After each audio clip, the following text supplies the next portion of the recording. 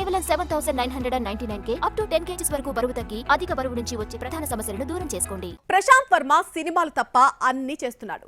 తన డైరెక్షన్ లో అనౌన్స్ చేసినటువంటి అధీరా, జై హనుమాన్ ఎంతవరకు వచ్చాయో అప్డేట్ లేదు. కథ అందించిన మహాకాళికి హీరోయిన్ ఫిక్స్ కాలేదు.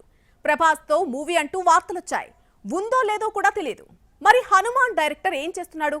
సినిమాలు కాకుండా మరొక రంగంలోకి అడుగు పెట్టాడా? హనుమాన్ ఊహించని హిట్ తో ప్రశాంత్ వర్మ రేంజ్ మారిపోయింది. టాలీవుడే కాదు, బాలీవుడ్ కూడా అతడి టాలెంట్ ని గుర్తించింది. రణ్వీర్ లాంటి బాలీవుడ్ క్రేజీ హీరోనే అతడితో వర్క్ చేసేందుకు ఇంట్రెస్ట్ చూపించాడంటే ప్రశాంత్ క్రియేట్ చేసిన ఇంపాక్ట్ అలాంటిది. క్రియేటివ్ డిఫరెన్సెస్ వల్ల పట్టాలెక్కలేదు కానీ, లేదంటే సర్ రేంజ్ మారిపోయేది. పోనీ ఆ ప్రాజెక్ట్ ఆగిపోయింది అనుకుంటే ఉన్నవైనా కంప్లీట్ చేస్తున్నాడా? సినిమాటిక్ యూనివర్స్ అంటూ హడావిడి చేసి కొన్ని సినిమాలు అనౌన్స్ చేశాడు. హనుమాన్ హిట్ ఊపులో జై హనుమాన్ ప్రకటించేశాడు. అంతకుముందు అధీరా పెండింగ్ లోనే ఉంది. జై హనుమాన్ అధీరది ఓ స్టోరీ అయితే, ఆయన కథ అందించి మరో డైరెక్టర్ చేతిలో పెట్టిన మహాకాళిది మరో స్టోరీ.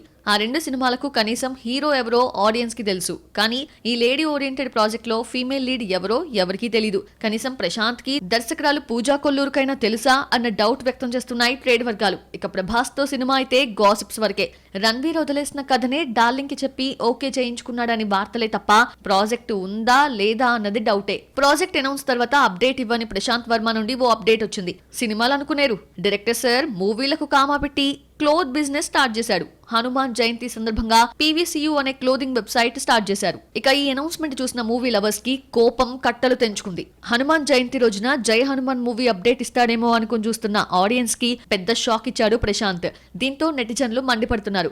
నువ్వేంటి, నీ విజన్ ఏంటి, అసలు ఏం చేద్దాం అనుకుంటున్నావు? మా మొహాన ఏదో ఒక సినిమా అప్డేట్ పడే అని కామెంట్స్ చేస్తున్నారు. ప్రభాస్ తో సినిమా అన్నావు ఏది అంటూ ప్రశ్నిస్తున్నారు. మరి ఇవన్నీ విని నయా మూవీ అప్డేట్స్ ఇస్తాడా?